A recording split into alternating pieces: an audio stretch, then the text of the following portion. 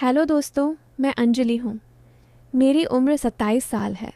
अगर आपको दिल को छू जाने वाली कहानियाँ पसंद हैं तो चैनल को सब्सक्राइब ज़रूर करें।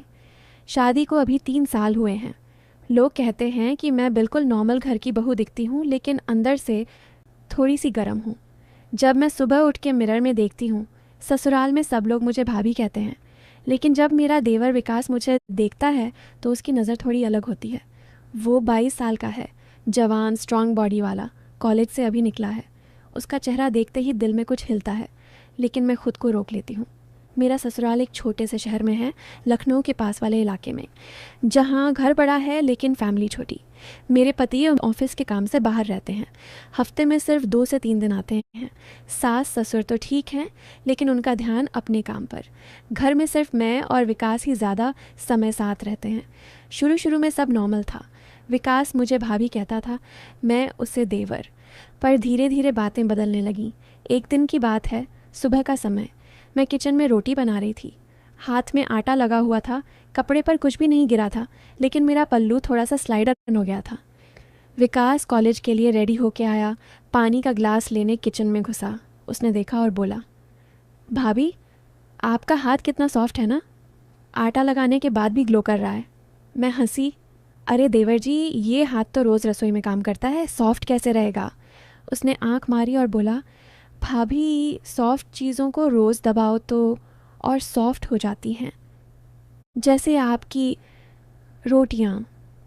मैं समझ गई उसका मतलब क्या था, लेकिन हंस के टाल दिया। पर अंदर से सोच रही थी, ये लड़का क्या बोल रहा है। उसकी नज़र मेरे पल्लू पर थी, जहाँ से थोड़ी सी क्लिवेज दिख रही थी। पर मैंने कुछ नहीं कहा, बस रोटी पकाती रही। वो ग्लास लेके चला गया, लेकिन दरवाजे पर रुक के एक बार पीछे मुड़ के देखा। उस दिन से बातें थोड़ी अलग होने लगीं। उसी दिन दोपहर में घर में सिर्फ हम दोनों थे। सास बाजार गई थी, ससुर बाहर। विकास मेरे रूम में आया, बोला, भाभी, आपके फ़ोन में एक गेम है, सिखा दो ना। मेरे दोस्त बोल रहे थे कि आपके फ़ोन में मस्त वाला है। मैं लेटी हुई थी बेड पर, थोड़ी सी कंफर्टेबल पोजीशन में। नाइटी पहनी हुई थी जो ऊपर की तरफ थोड़ी सी उठी हुई थी। उसने बेड के पास बैठ के फ़ोन लिया। जब मैं उसे दिखा रही थी कि कैसे खेलना है, उसका हाथ मेरा हाथ छू गया, सिर्फ 1 सेकंड के लिए। लेकिन उसने बोला, भाभी, आपकी उंगलियां कितनी लंबी हैं, इनमें तो पावर है। मैं हंसी, देवर जी, ये उंगलियां तो सिर्फ फ़ोन चलाने के लिए हैं, और क्या पावर। वो मुस्कुराया और बोला, भाभी, पावर तो हर चीज़ में होती है, कभी कभी दबाने से ही काम हो जाता है। उसकी आंखों में कुछ छुपा था। मैं समझ गई कि ये बात अजीब वाली है, लेकिन मैंने मूड ख़राब नहीं किया, बस गेम सिखाती रही। हम दोनों 1 घंटे तक बेड पर बैठे रहे, फ़ोन पर खेलते हुए। उसकी टांग मेरी टांग से थोड़ी सी टच हो रही थी, लेकिन मैं हिलती नहीं। सोच रही थी, अगर ये लड़का थोड़ा और आगे बढ़े तो। पर नहीं, मैंने खुद को रोक लिया।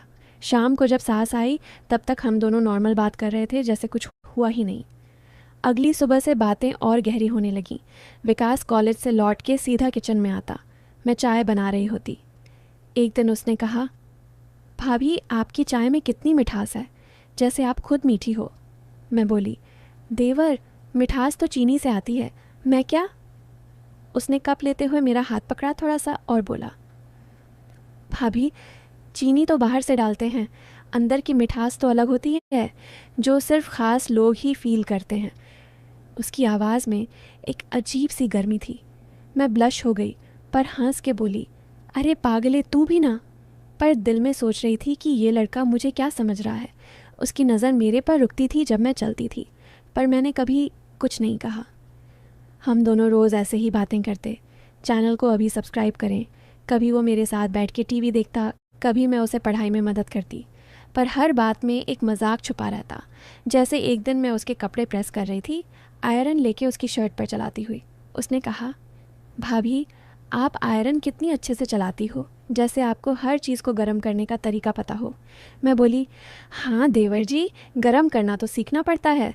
उसने विंक मारी और बोला, भाभी, कभी कभी गर्म चीज़ को ठंडा करने के लिए भी हाथ लगाना पड़ता है।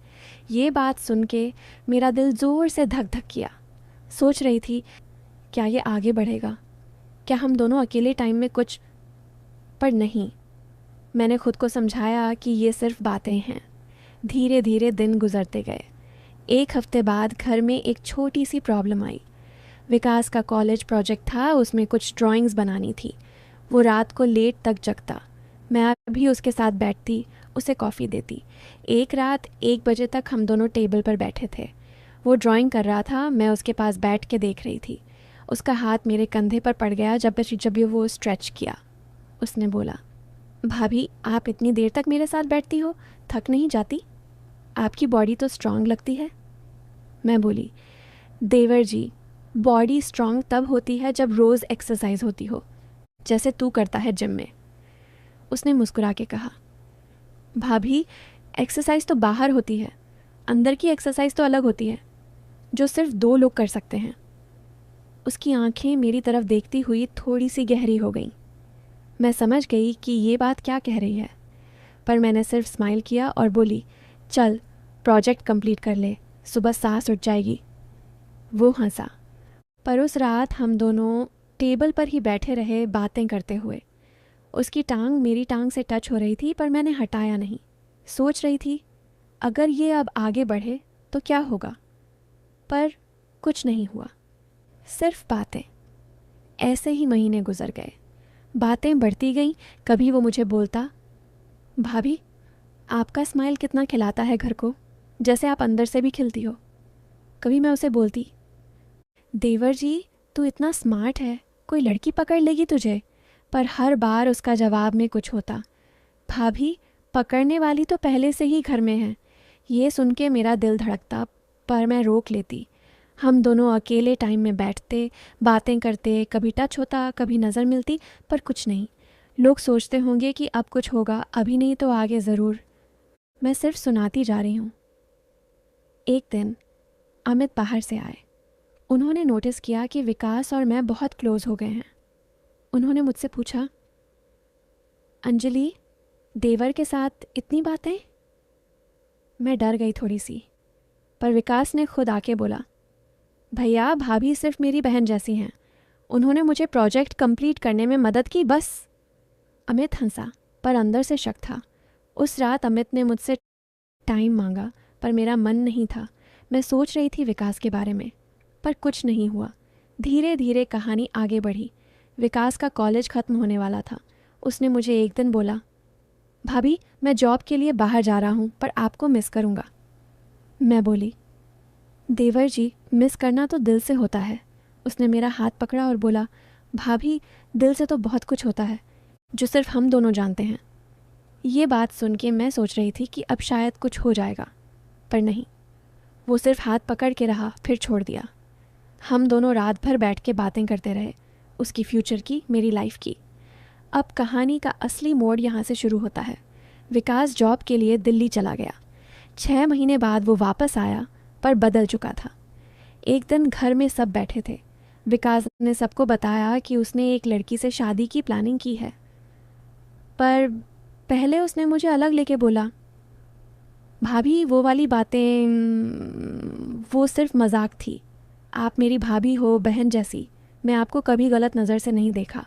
वो सब सिर्फ आपको खुश रखने के लिए था, क्योंकि भैया बाहर रहते थे और आप अकेली फील करती थी। मैं हैरान रह गई। उसने कहा, आपने जो मदद की प्रोजेक्ट में, वो असली थी। आपने मुझे समझाया कि लाइफ में रिस्पेक्ट कैसे रखें। अब मैं आपको एक बहन की तरह ट्रीट करता हूँ हमेशा। मैं रो पड़ी। सास ससुर ने भी सुन लिया। अमित भैया ने गले लगाया विकास को। पता चला कि विकास ने असल में मेरी मदद की थी सीक्रेटली। उसने अमित को एक ईमेल भेजा था जब अमित डाउट कर रहे थे कि भाभी बिल्कुल सेफ़ हैं, और उसने मेरी एक छोटी सी ड्रीम पूरी की थी। मैंने पेंटिंग सीखना चाहती थी, उसने सीक्रेटली ऑनलाइन कोर्स ज्वाइन करवाया था मेरे नाम पर। सब कुछ इनोसेंट था। वो सिर्फ उसकी जवानी की मस्ती थी, पर असल में उसका दिल साफ था। आज विकास की शादी हो गई। मैं उसकी भाभी हूँ, पर अब उसकी बहन भी। घर में सब खुश हैं। लोग जो सोच रहे थे कि कुछ होगा, वो भी अब कहेंगे कि ये कहानी सच में अच्छी थी। सस्पेंस था, मसाला था, पर एंड में दिल जीत लिया। कोई गलत नहीं हुआ, सिर्फ प्यार और इज्जत। मैं अंजलि हूँ, और ये मेरी असली कहानी है, जो घर की औरतों की तरह सिंपल है, पर दिल से गहरी। दोस्तों, अगर आपको ये कहानी अच्छी लगी तो चैनल को सब्सक्राइब करें, शेयर करें और वीडियो को लाइक करें, शेयर करें। Thanks for watching.